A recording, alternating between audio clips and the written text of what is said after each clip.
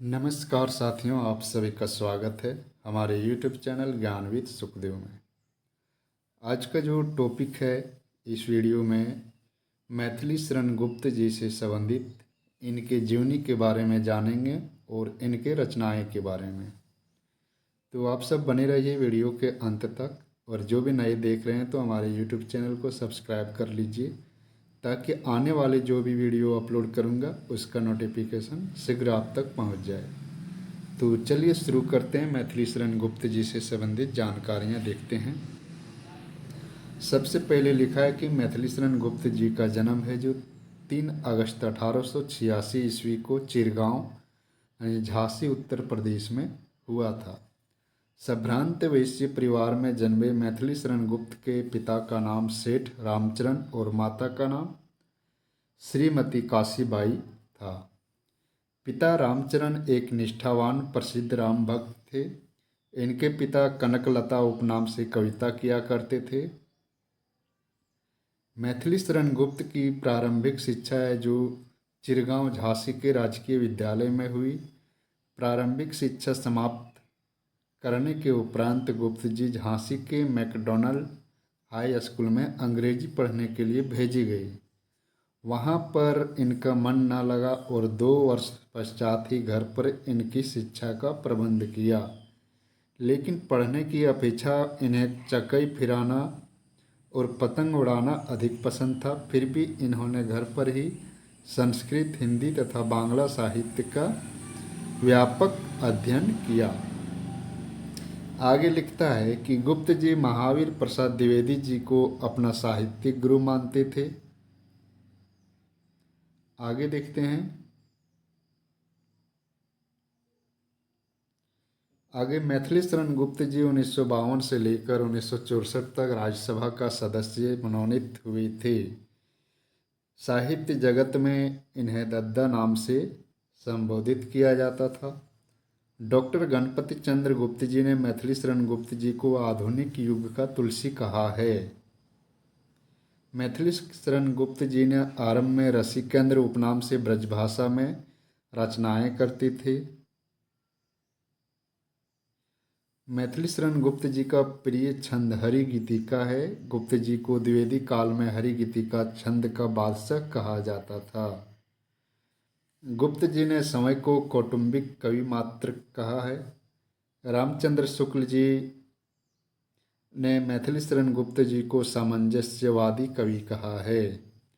तो ये जितने भी पॉइंट बता रहे हैं, एक एक पॉइंट काफ़ी इम्पोर्टेंट है।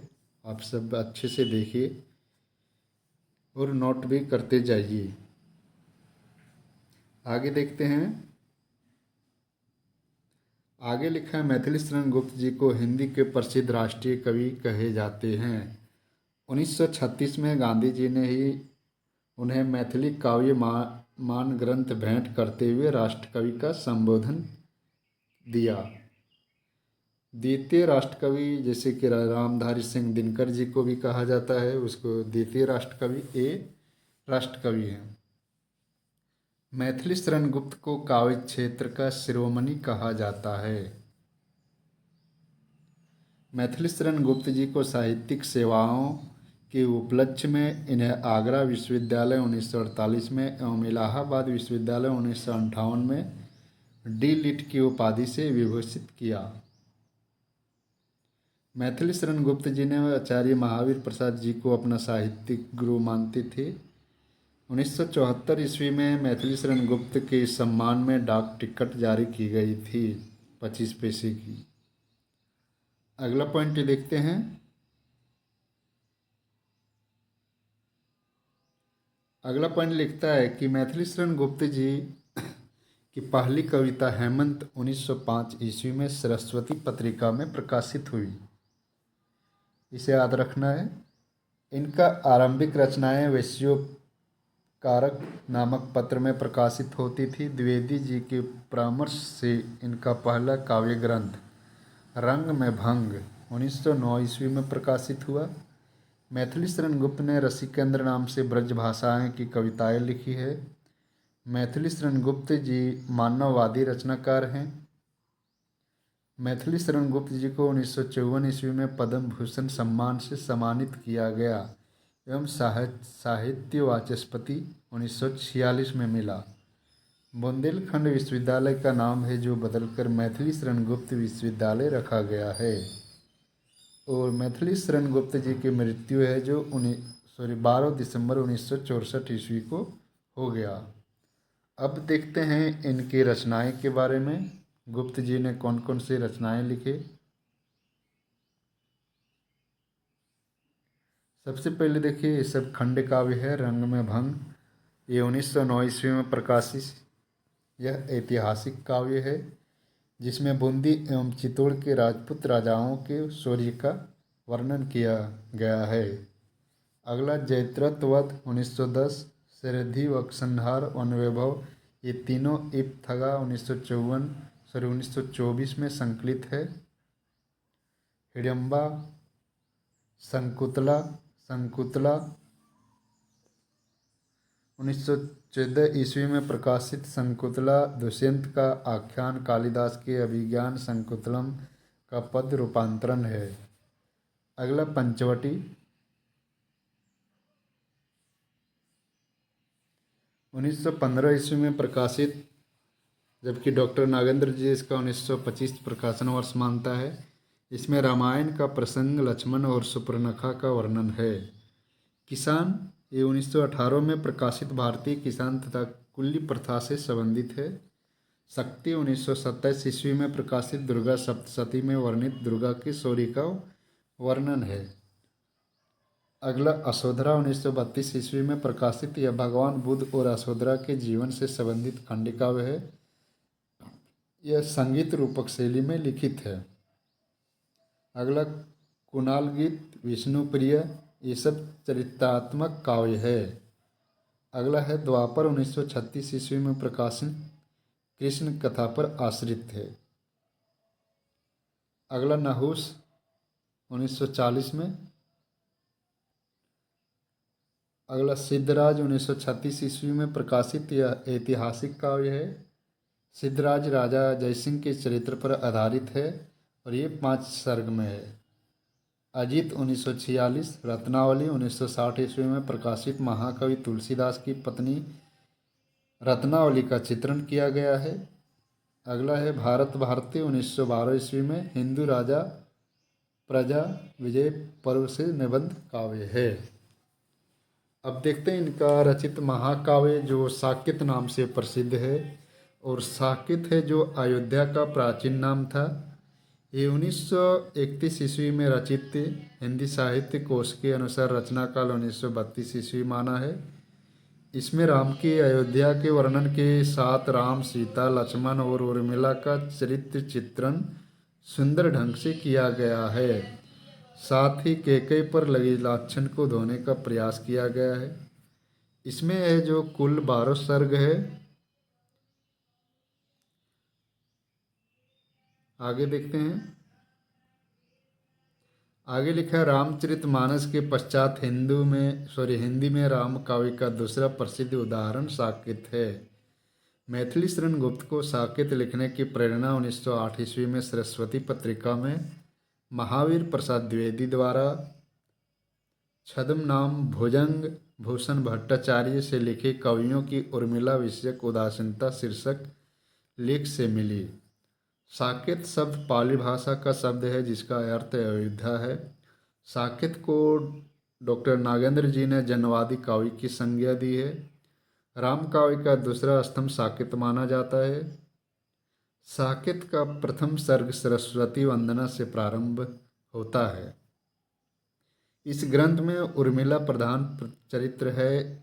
उसका नायक लक्ष्मण से वियोग एवं वियोग में उसकी अधीरता और साथ साथ धैर्य प्रमुख वर्ण विषय है। इसका जो 9वां सर्ग है इस ग्रंथ की जान है, यही सर्वाधिक मार्मिक भी है। इसमें उपेक्षिता और विरहिणी उर्मिला की विरह वेदना और पीड़ा का मार्मिक चित्रण हुआ है। 1936 में इस रचना हेतु गुप्त जी को मंगला प्रसाद पारितोषिक सम्मान से सम्मानित किया गया था। और हिंदुस्तान अकादमी पुरस्कार एवं साहित्य के लिए 1935 में 500 रुपया से सम्मानित किया गया। दूसरा जो महाकाव्य है जय भारत 1952 ईस्वी में रचित महाभारत के प्रसंग पर आधारित काव्य है। इसमें 47 शीर्षक है। डॉक्टर कमलाकांत पाठक ने इसे बृहद काव्य कहा है। यह महाकाव्य को प्राचीन भारत की हिंदू संस्कृति की स्वच्छ दर्पण कहलाता है। आचार्य रामचंद्र शुक्ल साकेत और अशोधरा इनके दो बड़े प्रबंध काव्य हैं, यानी उन्होंने साकेत और अशोधरा को बड़े प्रबंध काव्य माना है। अब देखते हैं निबंध काव्य।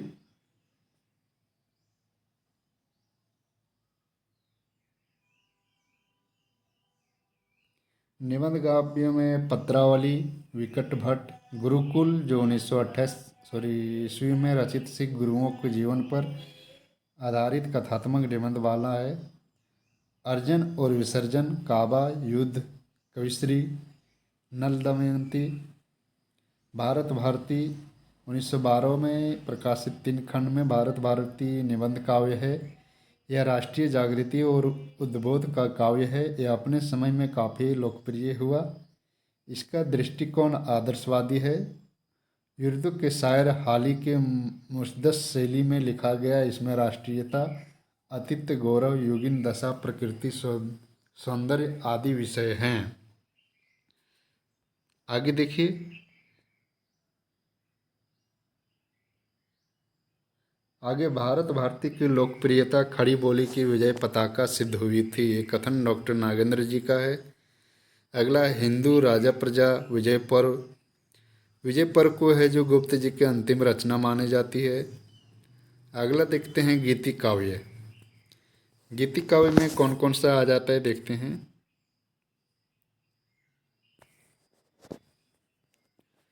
पहला वैतालिक 1916, स्वदेश संगीत, झंकार।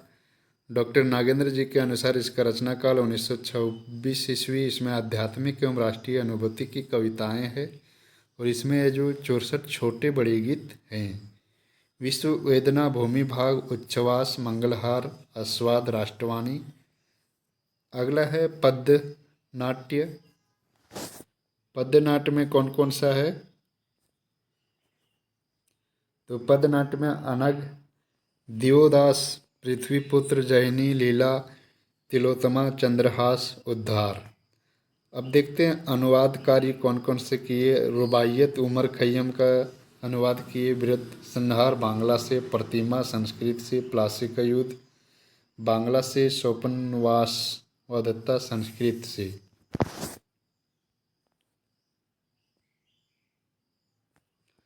अगला मेघनाथ वध बांग्ला से।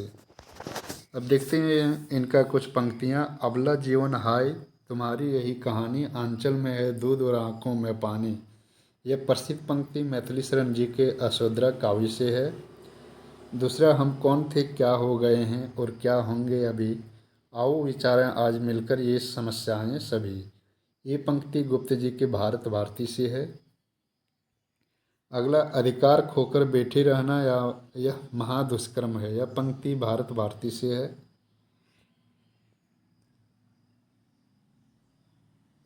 आगे देखते हैं। भारत भारती राष्ट्रीय भावनाओं से ओतप्रोत रचना थी जिसके लिए गुप्त जी को जेल भी जाना पड़ा था। द्विवेदी युग के समस्त कवियों को मुख्यतः 2 वर्गों में विभाजित किया जाता है। उसमें एक आता है अनुशासन धारा के कवि जो द्विवेदी मंडल में, और मैथिली शरण गुप्त इसी में है जो शामिल थे। और दूसरा स्वच्छंदतावादी धारा के कवि। अब देखते हैं मैथिली शरण गुप्त जी के उपनाम। इनको कौन कौन से उपनाम से जाने जाते हैं तो पहले दद्दा, साथ ही साहित्यकारों द्वारा ये नाम दिया गया।